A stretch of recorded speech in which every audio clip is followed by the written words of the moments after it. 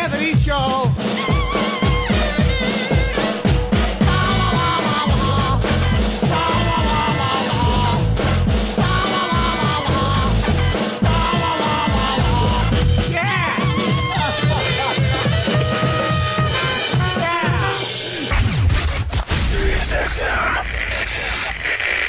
The Opie and Anthony Show. Easy E, rockin' non-stop on the radio with the funky fresh hip-hop and stereo. Releasing rhymes that you would find demanding. With Dre beats that are so outstanding. I'm getting busy if you know Easy what I E mean. Day. What the hell? Yeah. We got Shane Smith coming in. Who is Shane Smith? He's the founder of Vice magazine. That's right. Vice. And they are promoting Vice. Their show on HBO premieres April 5th, and I've seen some of it. It's excellent. There he is. Hey, Shane, how are you, buddy? That's the guy I've seen. Welcome. Nice. I've seen you in some very weird places. Holy shit, yeah. It's fucking great. I was blown away, man. Just like, it's like, with other shows that people go to faraway, dangerous places, you get this feeling of safety. Right. I don't know why, but you do. You get a feeling like, you know, you see somebody that you've seen on TV for a while, they go places, and you kind of know behind the cameras. You feel like it's all on the up and up. Something, yeah. Like yeah, the authorities are all cool, right. Everyone's in on it. Like, yeah, no problem. But, wow, with yours? Not so much. No. You know, advanced like, planning, it feels like. Yeah. Just show up. It feels like, a late-night beer run where, you know, anything could happen. Yeah, and it usually does. Yeah, very cool. I mean, what was the first place you went where it was like, hey, this will probably catch on? The first big story I ever did was North Korea. All right. Which was 2007.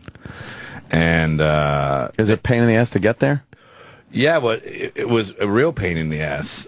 We had to go to Xinjiang, which is in northern China, and just wait. And then they have this weird North Korean bar there. And they're singing North Korean propaganda songs, and you're just sitting there going, I'm really tired, I just want to go to bed. And they're like, if you don't get up and sing and, like, get into it, like, they're not going to let you in. Oh, and so I'm up there, he's singing a Pang Young Sum Ni. I'm doing a pantomime, and I know this is radio, but...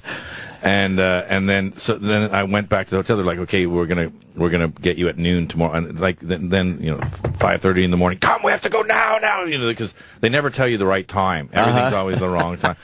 And there was like 20 people trying to get in, and only 4 of us got in. And it was this big kerfuffle because they were like, they knew I was a journalist, but they kept saying, don't say you're a journalist, whatever. But I'm like, that's the North Koreans saying that. You know I'm a journalist. You know. So we were real nervous the first time, and then we met these generals there at the one hotel you can stay at, and it's the one place you can do karaoke, and we got drunk with these generals, so we went back the second time, and then we were allowed to shoot. Wait, when the first time you went in, so what do you go to the DMZ, or how do you say, okay, I want to go into North Korea? You have to go to Xinjiang and apply in Xinjiang. At the time, you had to go in Xinjiang. You could only go in during the Arirang Games, which is the mass gymnastics, which is the largest stadium in the world, and they have 150,000 people doing, you know, the human pixels, yeah, you know, that's the pretty cool. Clipboards and stuff, and they do the history of the Korean Revolution. And there was literally me and like 11 other people sitting there for 150,000 people doing the show. And but yeah, so we had to wait in Shenyang and sort of bribe some people to get in. The second time, we were allowed to go in with visas. It's scary though, because like, who is the filmmaking team from China that they liked or whatever? Like, they can just keep you. Yeah. It's like, to get you out, the U.S. would have to invade. You don't leave now. Yeah. They could literally keep you there if you offend them. Yeah, and so we were nervous about getting out. And then when we had put up a documentary, and then when we went back the second time, we were really nervous. And then this last time, they call us the Dirty Dozen. I have no idea why, but they're like, oh, we know you guys, the Dirty Dozen. You're not coming back in here. Wow. Yeah. So they won't let you in a third time? No, they won't let me. Well, what's your thoughts on North Korea? What were you surprised at when you got to see it finally? I mean, it's like going back in a time machine. That's what I hear. It's like going back to like Soviet Russia or Maoist China, where it's just 100% cult of personality, sort of communist utopian society. And you get it's like a Disney experience for political science. But Wow. it definitely messes with your head because every advertisement is for them, for Kim Jong Il, Kim Il Sung.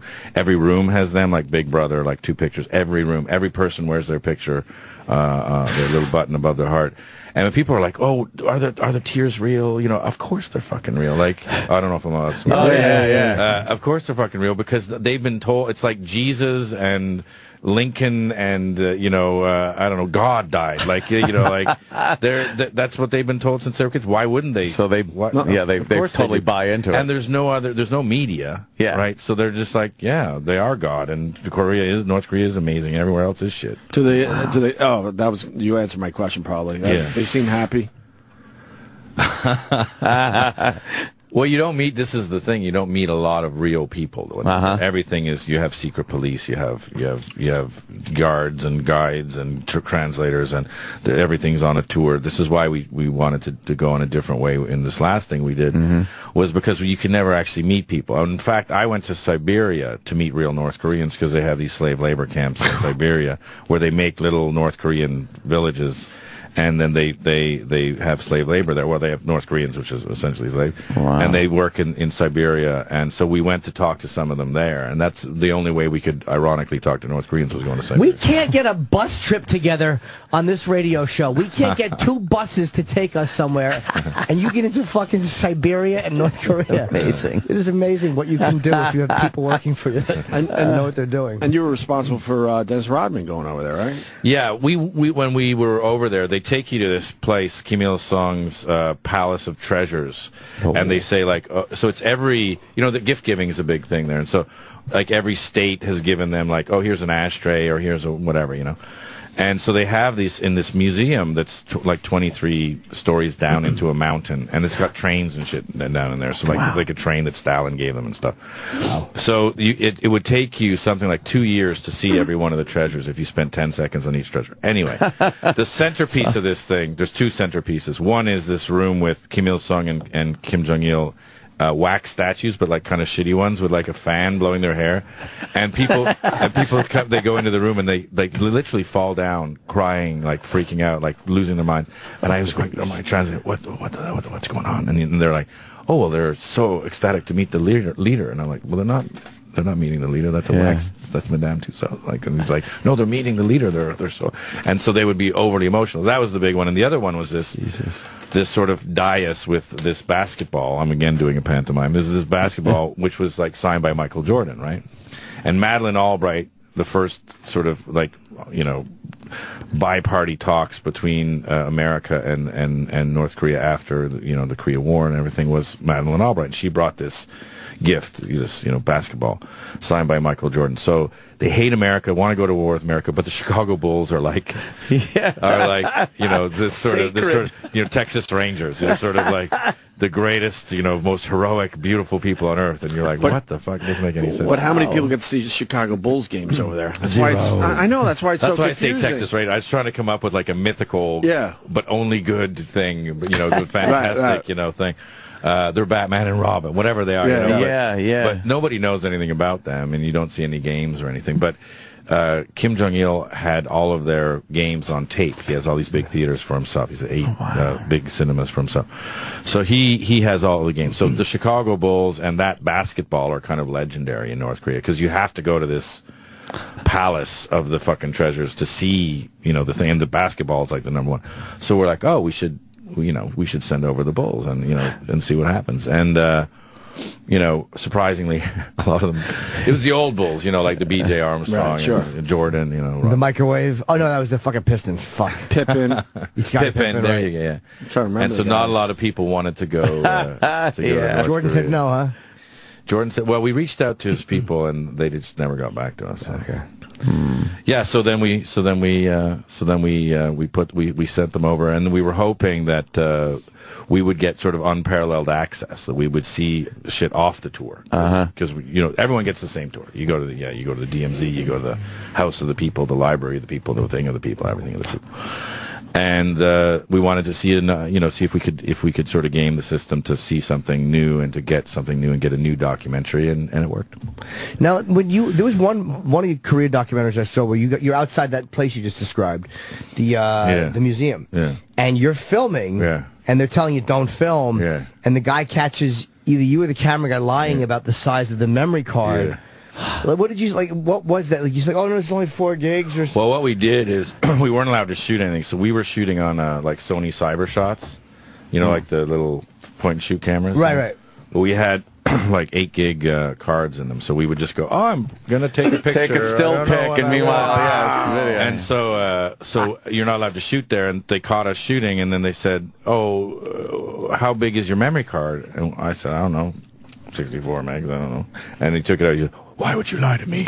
Oh, this is 8 gig. And then we were like, I don't know. I just bought it at the airport. I bought it in Dubai. They gave me too big of a memory card. I don't know, And but yeah, they kept threatening us with crimes against the state. That can't be good. Yeah, you don't want crimes against the state in Korea. No, you're not getting off, no matter how good your lawyer is. That's a tough one. A little worse than a parking ticket, I would assume. God damn! All right, and then of course the trips to Africa.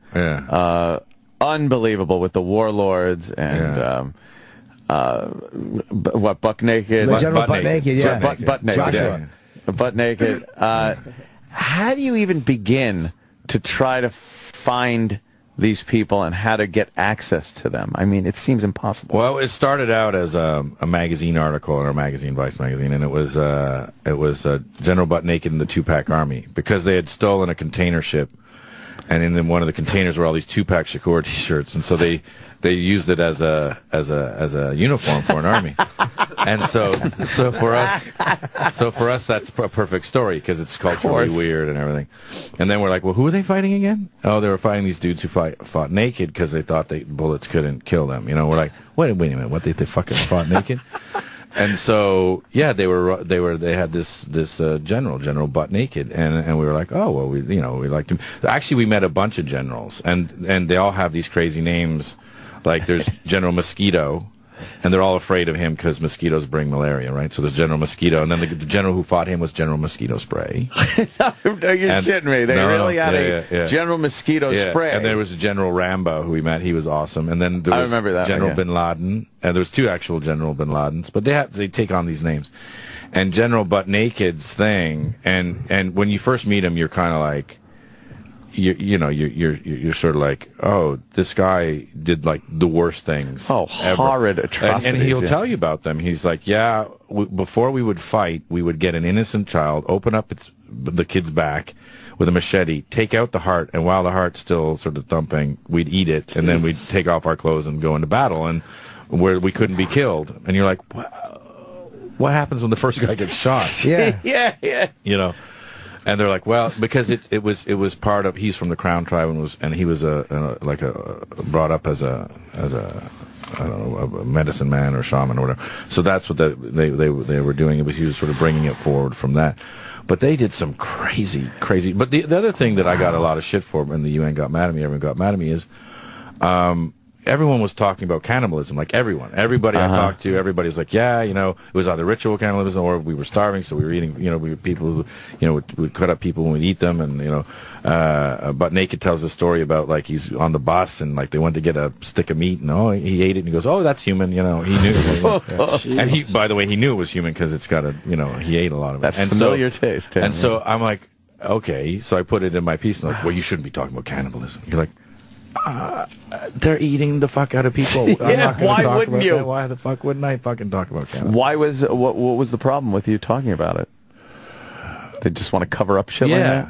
They're like, oh, we're trying to, we're trying to get tourism trade boost tourism, right? And you're like, well, rampant cannibalism. Like there was some stat where it was like 60% of the population or something. Wow. It's not an isolated case. What do you think is the biggest problem there? Why it's so ravaged with poverty, disease, warlords? That's the really interesting thing about it is, we went there because of this Tupac and Butt Naked and all the different warlords, and then we find out, it was founded by America. It was bought by America.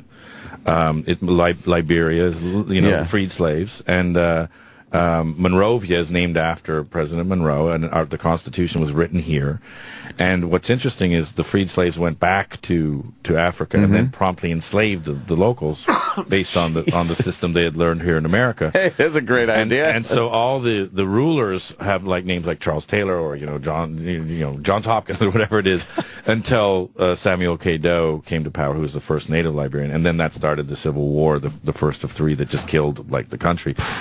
But it's completely corrupt. America was funding one or other of the sides. It was a civil war for like 20 years, and in a civil war, like everyone's just you kill my dad, I'm going to kill your brother, and everybody's killing everybody. It didn't work out well for President Doe, did it? No, it didn't. Oh, no. He got eaten in the presidency. Oh, he got eaten. He got eaten. I saw the video where they cut his ear off. Yeah, they eat him. Yeah, and actually, the guy who cuts his ear off in that video, Prince Johnson, is a senator right now.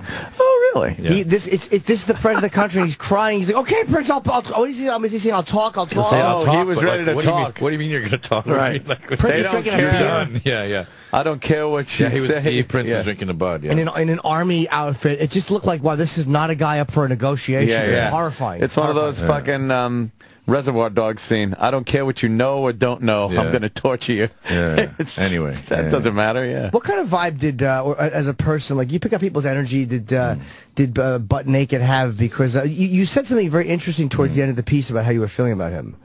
Yeah, I mean, so Liberia's, where we were going in Liberia is, we're sort of very dangerous places, and I think you see it in some of the places. Like it's very poor, like it's incredibly poor, and.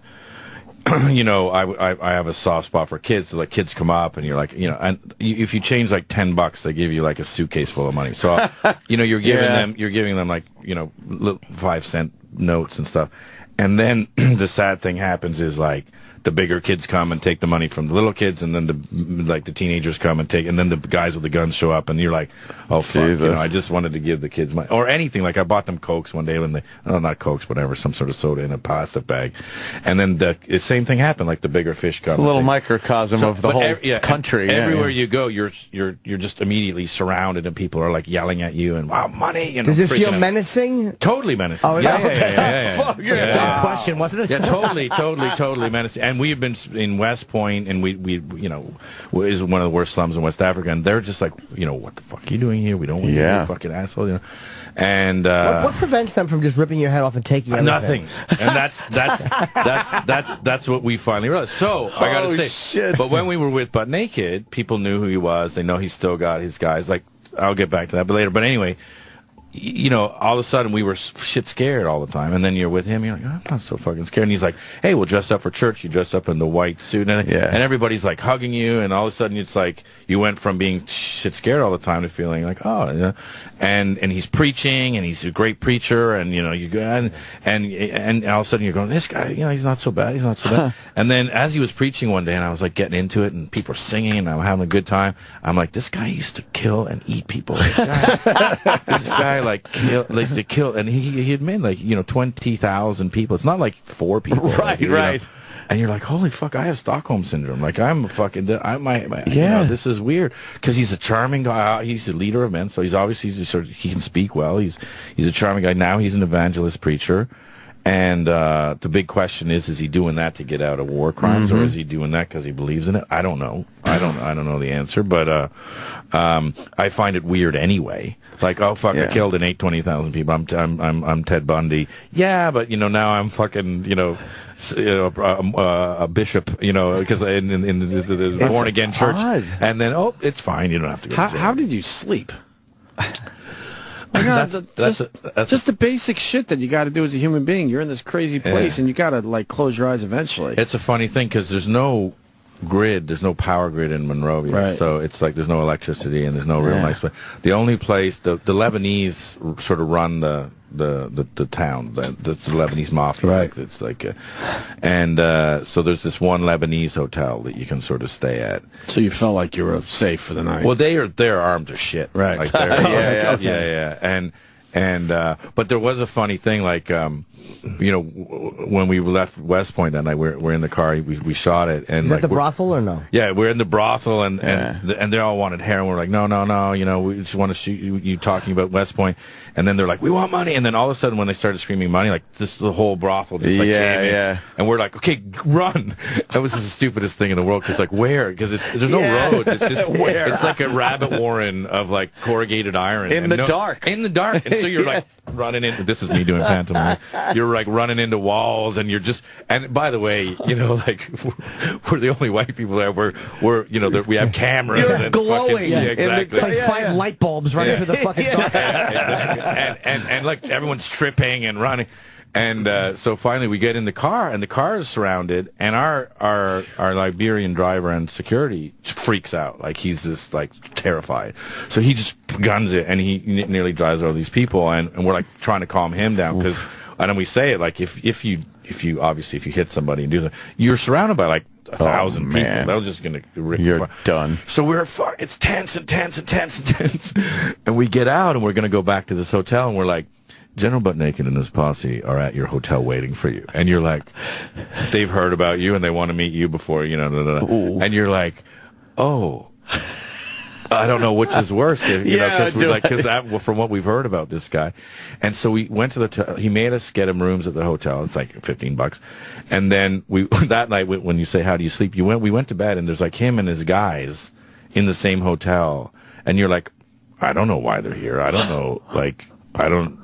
And by the way, people were trying to kill him the whole time we were there. Really? God, you're nuts. Yeah. You're nuts. So, he's still a big mark, right? He's a big mark because he killed a lot of people. So, because if you kill a lot of people, then those relatives, right? A lot of relatives. And this is what General Rambo says in the documentary. He's like, look, we're people of war. All we know is war. Now there's 70% unemployment, right? So you have all these guys who the only food and power and whatever they ever had was when they were at war. All they know is war. Now they have no jobs. They're starving. Mm-hmm. They all have guns buried in the jungle. Like, I kept asking, why wouldn't they fight? Why wouldn't you fight? If you're fucking starving and you have guns and you know how to do it and you've been a soldier since you were 11, why wouldn't you do it? And he's like, look, we're children of war. We are just waiting for it to come up again. We're going to start again. What happened now? The UN's in there? The UN's in there, yeah. Yeah, so, but they're going to pull out eventually? Yeah. And what's your prediction, having been there? Well, when we were there, it's already started. They've already made incursions into Equatorial Guinea, Sierra Leone, all the neighboring countries that have had lots of problems with coups and things, and they're all Liberian sort of mercenaries. So it's already happening. I mean, the region is sort of very unstable, and because of the continuing sort of. Are there any lights at the end of the tunnel for that whole? Well, the problem area, with most of these countries, and the only country more fucked up than Liberia is Congo, and the reason why is that they have mineral wealth, right? And so if there's some stat, if you have oil or mineral wealth, that the chances of a civil war are 2 in 3, whereas if you don't, it's 1 in 50. So what's happening there is Congo, which supplies the majority of coltan, which is like for phones. Is it metal? Yeah, it's like a rare earth metal. We need them, so like every smartphone needs it. Like used on circuit boards and whatnot inside. And so this has caused a continual civil war. I think it's actually now the 6th bloodiest war in history, but no one talks about it because it's all about this coltan. It's the same thing in Liberia. So what's happening? I mean, what has to happen? We just did a piece on the oil in Nigeria. Holy Jesus! And the pirates, the oil pirates. Have you seen the shit? They hack into they either steal barges or they hack into the pipeline, and then they have these refineries that they do, like they look like moonshine stills, but they're like oil, and they like 5 billion barrels, and they're siphoning it off and selling it all over West Africa, like because they turn it into gasoline and shit.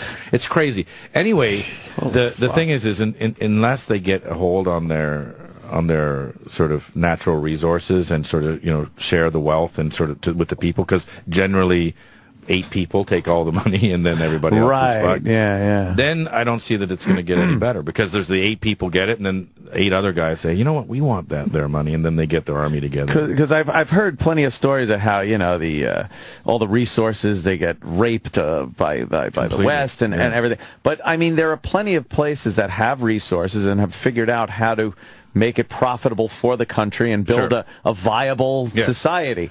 Well, Africa's. Have you heard of Executive Solutions? No, it was Margaret Thatcher's son. So he was a guy who had this company, and he was the ex prime minister, first woman prime minister of England's son, and their thing was they would go in with South African mercenary. If you needed to go in anywhere and you needed resource wealth, they would go in, organize the coup, put in the puppet. And there you have. They got caught actually in Zimbabwe by Mugabe because he's like, no, we're not going to let this happen anymore. I'm no fan of Mugabe, but you got to say, I mean, having these dudes just drop in, kill everybody, and say, it's like Dogs of War. That's what they were doing. Yeah. And that was a great movie. And based on these kinds of companies. Oh yeah. And so look, there's a long tradition, a long history of sort of destabilizing and then going in and taking the stuff. I mean, if you look at Nigeria is unbelievably wealthy country. I know. They keep trying to send me $10 million. But I just got to send them some money to get it. Yeah. But I'm waiting if you look at the oil, like completely corrupt, like so corrupt. I mean, everyone's stealing it, and like the thing is too. But I was like, stealing oil. Like they're stealing like 50 million barrels of oil. It's crazy. You can't sell it. Like on the street. Here's a barrel of oil. What are you gonna do? So they do sell some, they refine some and they sell it as gas, but a lot of it they just sell back to like Shell and stuff, and you're like, wow, selling their own shit back. Yeah, and so you're like, oh, it's so corrupt. And when you get into it, this farmer just won this case, and we talked to him, and when you go to his like where they live, it's just completely covered in oil tar. And when we went out into the jungles, there's just flaming, columns like, hundreds of feet into the air and just smoke and shit. And it looks like, you ever see that popcorn Willis with the old moonshiner?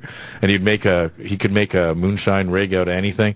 That's what these guys are doing. They're literally making moonshine gas. A refinery. Yeah, and they'll pop.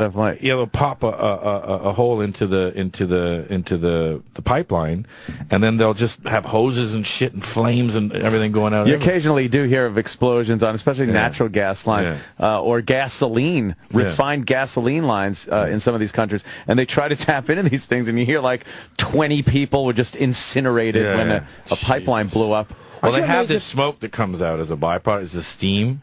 And they're like, at any given second, the whole steam can catch on fire. Oh, shit. Wow. And you're engulfed in the steam, so you're like, I'm going to get the hell out of the steam. You could just be in the air is on fire, pretty much. The air is on fire. Wow. You see these places, but aren't you amazed that people actually, like, this is their life day in and day out? Like, you guys go for however long you go and see this hell, but that's somebody's fucking existence. Shit Beach was unbelievably disgusting. And it doesn't even come across because...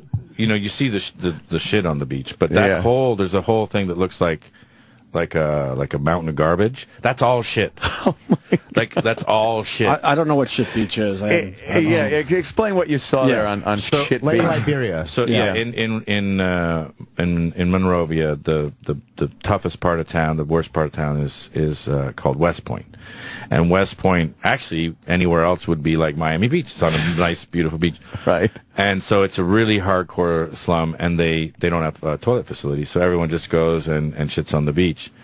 So the beach is just, like, the whole beach is just covered in shit. Like, and it's, it reeks, like, it's gotta be horrid. But it's really sad because you sort of walk up there, and, like, kids are just walking onto this big mountain of shit, taking a shit, picking up like a piece of garbage or something, and then just wiping their ass with a piece of garbage. And you're like, that's why it's a tragedy. Wow. It's like that, and then you see that, and you're just like, what the fuck? I always have the same. Where are all the adults? Like what?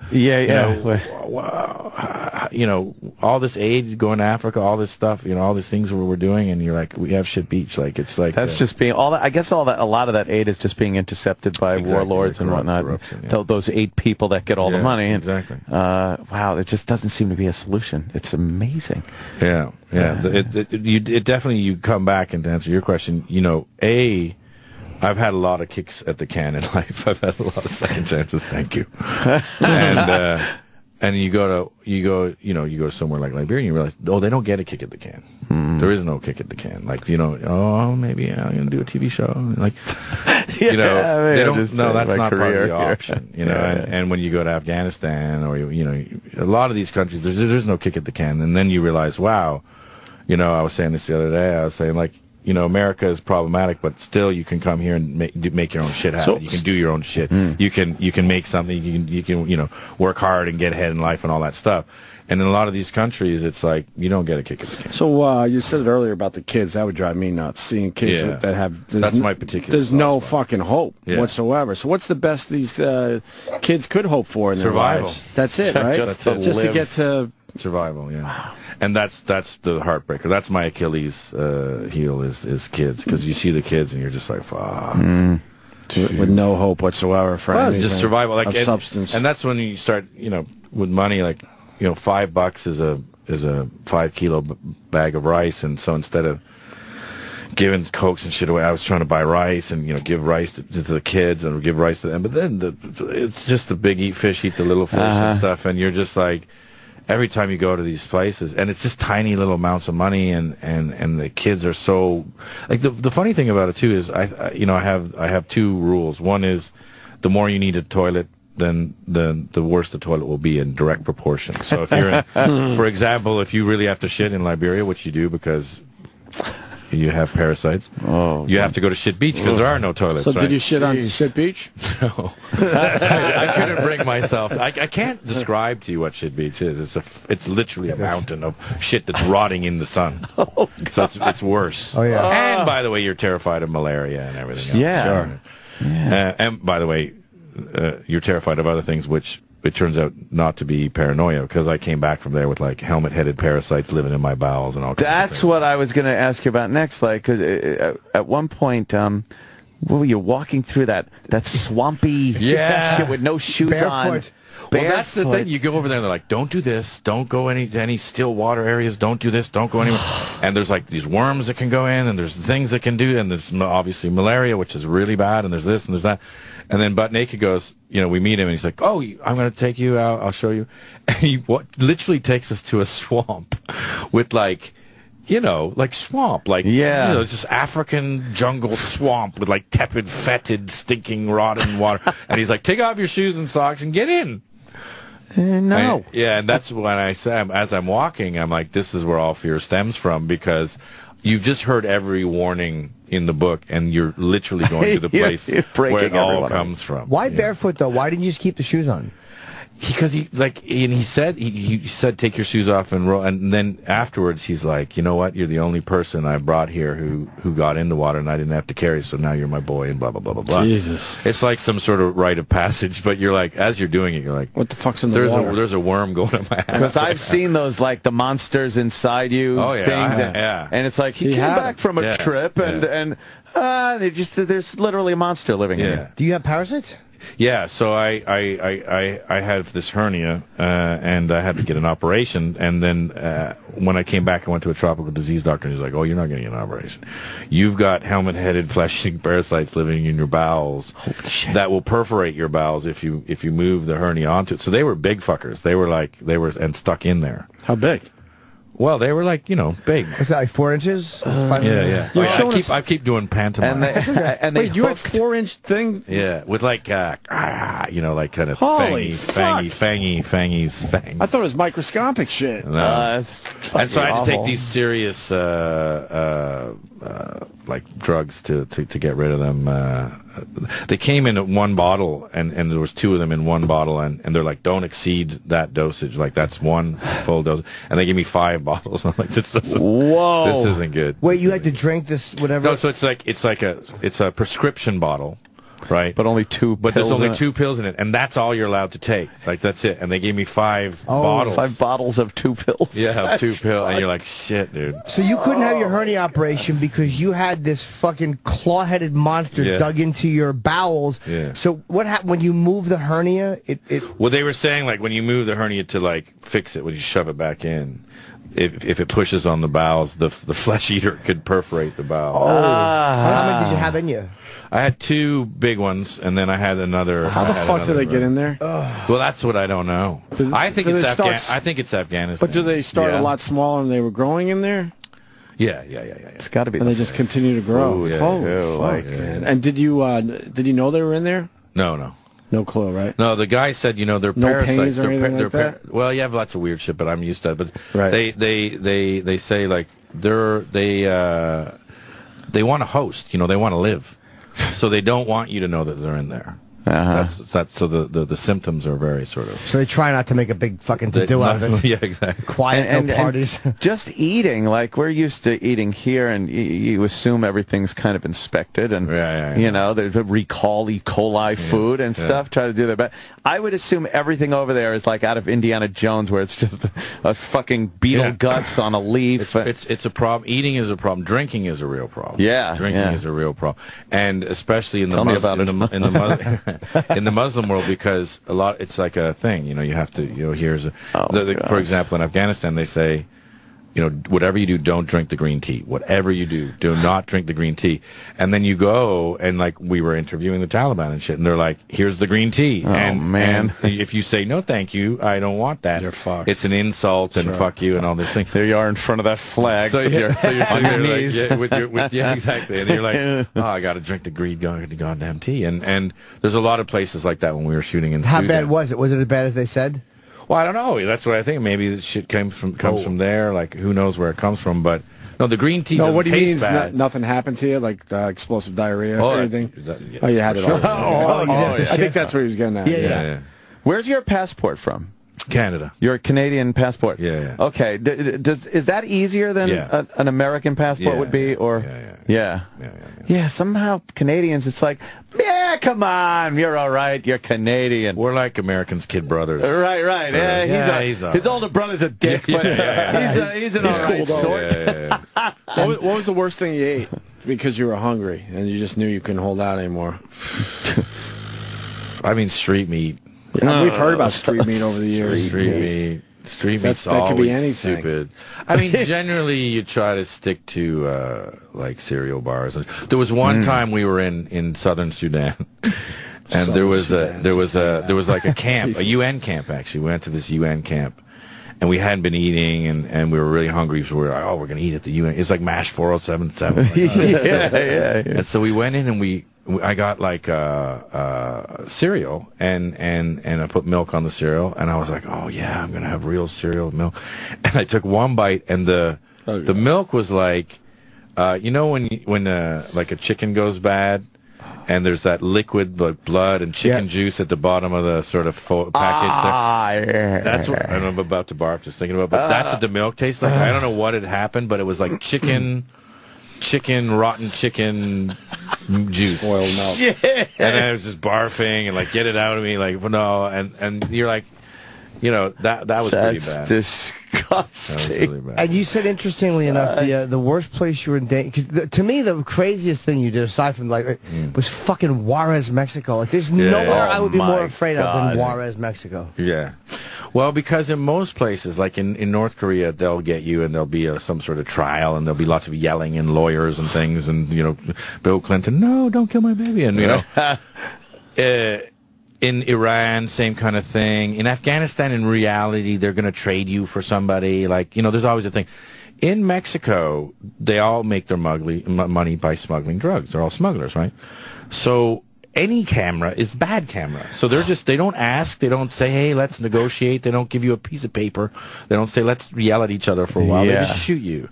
And, a button man, I believe they're called Centenario, Centenario, they're $200 a week. So you can just get, like, I don't know, 200 of them and just say, I have 200 assassins now working for me. And so the murder rate in Juarez, so it's not only, it was the most dangerous city in the world for journalists. Now it's the most dangerous city in the world. It's way more dangerous than Afghanistan, way more dangerous than Iraq. During the wars. Holy shit. There's been more people killed in the drug wars than in Iraq and Afghanistan combined on the American side. And so when you go there, it's completely run by the drug lords. And when you drive to where we were in the areas that we were, they're sort of murder highways, you know, and if they see any camera or anybody, and everyone's kind of an informant, so everyone knows where you are at all times. And by the way, it cost me, 75 cents a bullet to get you. And so people are always like, oh, where's the scariest place? And you're like, Mexico. I've been to fucking Cancun on the spring break. I went to Joe's Tuna Barge and Boom Boom Room. Like, Joe's Tequila Barge, probably not a tuna barge. No. But if you go to Juarez, they're fighting it out. They're like, and the Zetas are like killing everybody. Weren't they almost? They're big gang. Weren't they like mostly ex-cops and fucking military? So they guys were too? trained. They were trained by the DEA. They were trained. The Zetas initially were trained by the DEA to be anti-narco dudes, and then they hired themselves out to be bodyguards to the Gulf Cartel, and then they said, why are we being we can just be the cartel. Let's do it ourselves. And so they then just started killing everybody. And because they were sort of better killers than everybody, they became the sort of predominant cartel. So they're trying to move in to Juarez, and they're having this big war. Who runs Juarez now? It's the what's his name? Chapo? Master Blaster. There's El Chapo. Oh, yeah. Actually, if you leave Juarez and go south, there's a huge mountain with a big, like, 50-story horse on the mountain, like in white rocks they put on, and that's the symbol of the cartel right there, like 50 stories high. So there's Chapo, there's the Zetas, there's the Juarez cartel, there's three main groups, and they're all fighting. I believe there's another cartel coming out of Chihuahua now. Chihuahua is another very dangerous city in Sinaloa. So. It's Isn't there enough for everybody? Yeah. Well, they all live. The irony is they all live in El Paso because El Paso is the safest city in America. So all the heads of the cartels live in El Paso. Wow. And then in Juarez, it's just a fucking. Oh, so there's cartel heads living in the States. El Paso, yeah. Except for the guy who's in the El Chapo's in the mountains, right? They don't know where he is. El Chapo, they don't know where he is. The guys that we were sort of. I guess close to or worried about was El Requin. And he was this guy who we went down there because we heard this story about the Mormons were fighting the cartels, right? And which they are, and there's the LeBaron clan, and they live in colonial LeBaron, and this guy El Requin lived literally 7 miles down the road and had one of the hardest cartels. He's actually famous because he went into a drug rehab center and massacred everyone in the rehab center. He killed 18 people. Rehab centers, they take away from business. Exactly. You don't want them rehab. Yeah, so he killed everyone in the rehab. This guy, El Requin, really bad dude. Oh, yeah. And he kidnapped one of the LeBaron kids, and then the LeBarons went to war, and they armed themselves and, got him back, which is very rare. Wow, I bet. Yeah. Who knew there was a Mormon Mexican drug cartel war going on? Yeah. Well, and actually, the LeBarons live in colonial LeBaron, and right across from that is where the Romneys live, and Mitt Romney's dad was born in colonial Dublin, which is a big, at the time, a big polygamist community, a Mormon community, and so they're sort of tied together. I guess they've been missionaries for years. They would just go down there and spread the word. No. The reason why they went down there initially was when the Mormons lost their war with America, they had to outlaw polygamy. And so a bunch of Mormons went down to Mexico and said, no, we're going to keep doing it because that's the way you Boy, that's really dedication to fucking a lot of women. So they went down, so they went to Mexico. Well, because the fundamentalist Mormons believe that's the way to get to heaven is the more wives you have. I'm starting to realize I was so lucky to be born on Long Island. Oh, thank you. I love my mom. Yeah. My dad. That's great. It's fucked up. Yeah. It's a lottery. Yeah. Yeah, it really is. You know, we're so fucking lucky. Very lucky. Where are you going to end up? What do you got planned, future one? Well, so we have a lot of stuff coming out. It's actually usually on Vice. We put it up right away. We shoot it. We cut it up. So we get sort of immediate sort of a glorification to our megalomania. But we've been actually sitting on on all the best stuff we've ever done for this HBO show, which premieres on the 5th of April, Friday night at 11 o'clock. At 11 o'clock, week from Friday, yeah. And so all of the best stuff I believe we've ever done, we've been sort of holding on to for the past year, is about to launch. And the North Korea stuff is just a small part of that. We have some crazy shit, and you know, we hope people. I've seen some of it in the. I went to the offices, and I don't know if you're saying what the topics of the story you're covering are, but there was a couple of fucking really, really good ones. I only saw like 2 or 3 of the stories. It was fucking amazing. Yeah, so the child suicide bombers of the Taliban is like we have the only footage I know of in the world of these kids who were caught, some as young as 6, who were caught trying to be suicide bombers, and we have we talked to the Taliban about why they're using the children, and then we have footage of actual suicide bombings and stuff. It's heavy business. We also have in the Philippines, to speak of another sort of American influenced weirdness. We sort of set up the Constitution and the government system in the Philippines, and also their right to bear arms, and it's kind of like America on steroids, right? And they have this thing there now, this problem where everybody has guns, and the politicians are sort of like really contentious, like the political party. So they have these assassins, who assassinate the other politicians, so that they don't have an incumbent, so they can run against them. And so we follow these political things. But what happens now is that they have these because there's so many assassinations. They have young kids because they're young. They assassinate. They don't get tried as adults. A and B. They make their own guns. They have these backyard gunsmithing places where they make them from like scrap metal and stuff, so they're untraceable and everything. And then they go out and then they go on these assassination things. Wow, man. So anyways, we have so many. We have actually, speaking of North Korea, we follow defectors from North Korea all the way, like how they have to get out, go all the way through China and down into Laos and then into Thailand. What else we got? We have North Korea proper. We have the world's most dangerous border, Kashmir, where we, I believe, again, have some of the only footage in the world of the Zero Line, which is now India and Pakistan are, situations are heating up. And none too friendly. Exactly. Yeah. So we have some crazy footage from the Taliban there. Actually, we meet the father of the Taliban, Hamid Gul, who has some pretty insane things to say. How the fuck did you get access to him? Well, you have to go there. I mean, that's the thing. That's usually the first. Big, you got to get over there. It's the important part. Start asking and some actually, questions. while we were there, it was the whole thing. The whole thing in Pakistan happened with Malala, the young girl who was shot and by the Taliban, and so they got so much bad press that generally the Taliban, they say anyone who's police or military will kill. But they said now journalists, especially Western journalists, we're going to have as targets. So when we were there, we're like, oh shit, that's not good. And then they said, the State Department said, go to the Serena Hotel, go to the Serena Hotel. And all the journalists from the Serena Hotel, and they're like, no, get out of the Serena Hotel, because then they had chatter that there was a target.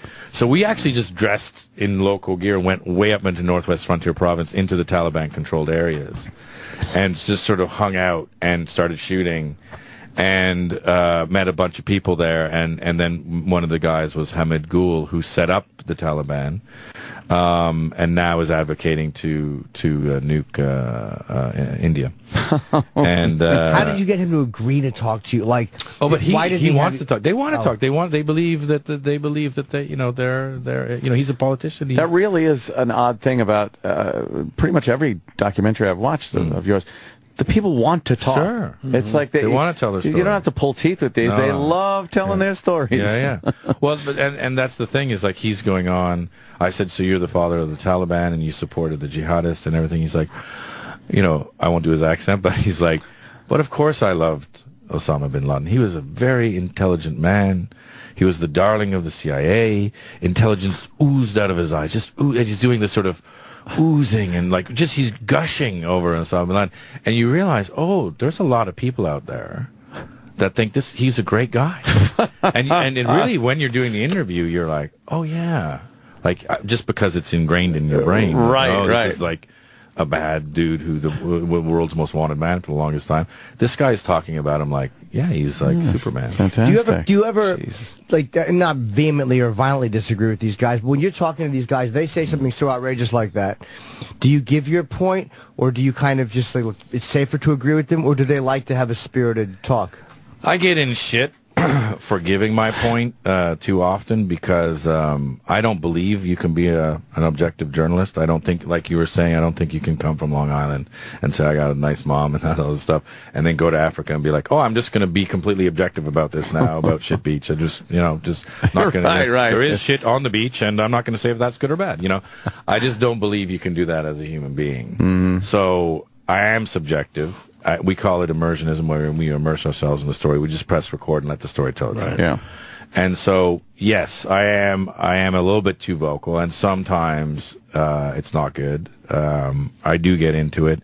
I got into it a little bit with the Taliban, and that's not smart. No. But Not even through email is that smart. Yeah. But there's sometimes you obviously you do have to curtail you can't say in North Korea, hey, you guys are bull goose loony, you're fucking crazy. And like, because otherwise it's talk about their leader and Well, it's a fascinating site, man, and I really love it. Vice's documentaries are amazing, and the HBO footage I saw was tremendous. The child suicide bombers was fucking chilling. When they go through a lot of the explanations of how they get them to do it and what they tell them, and it was really, really upsetting. Fascinating stuff, and it's done in a way that isn't this polished kind of let's kind of script something look at these places and what's going on. It's very gritty, raw, and honest. I really enjoyed them. Every Vice segment ends with, we knew it was time to get the fuck out of there. Exactly. That's how everyone, it's a hurried camera and people running for their lives to a fucking car with the steering wheel on the right. Fucking horrifying. Fucking great, man. April 5th at 11 o'clock on HBO. What I've seen was tremendous, and it's Shane Smith 30 on Twitter. But I could listen to you all day, man. Thanks, guys. I'm a big fan. Love Opie. That's a big fan. Very cool, man. That was a great hour of radio, man. Holy fuck, amazing. Yeah, love it. Come back and see us. All right, we're done for the day. Yeah, Shane Smith 30 on Twitter. Yep. Yes. I have one plug. Oh, Jimmy, what do you got? Where Memorial Day weekend, I'm at the Stress Factory. Tickets are on sale now. I forgot to mention it. 732-545. Ha ha. Nice. See you tomorrow. The Opie and Anthony Show is pretty much over. This show will be available later today with SiriusXM On Demand. After ONA Live is next.